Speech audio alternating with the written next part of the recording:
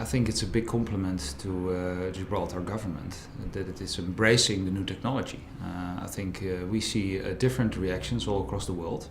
So some countries, some regulators don't want to hear anything of the new technology, of blockchain, of distributed ledger technology.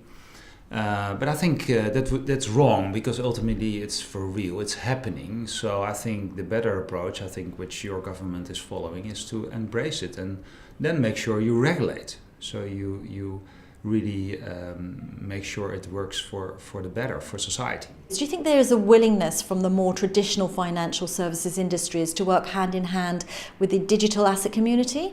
Oh, absolutely. I think we work a lot with fintechs, and I see it as EY's responsibility to connect, to create the bridge between sort of the incumbent traditional financial services firm and the fintechs. Because on the one hand you could say, well, what do the fintechs bring? They bring creativity, out-of-the-box thinking, new technology. But then you have the traditional financial services firm. They have structure, they have money, and they have customers.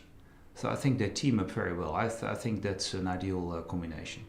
And it's basically the new thing. It's about creating ecosystems. So it's not like you see the traditional firms take over all the fintechs in the world. I think it's trying to create an ecosystem where firms work together and create something new. And where does artificial intelligence fit into all of this? Because I see artificial intelligence in science fiction, in the science industry. I don't see it in the financial services industry. So how does that fit in? Oh, it's happening. It's happening. With the accessibility of more and more data, I think if you put the right algorithms in place, actually I'm convinced we're going to avoid some of the mistakes that people make. Because people are biased.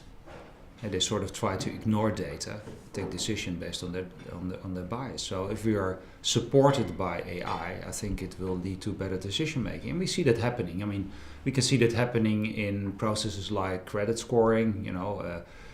Are we going to grant a loan to a customer, whether it's a retail customer or a company?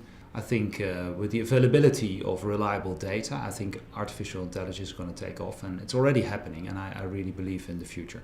Cybersecurity is always going to be a concern, and a recent report has placed the UK on top of its list of most breached countries.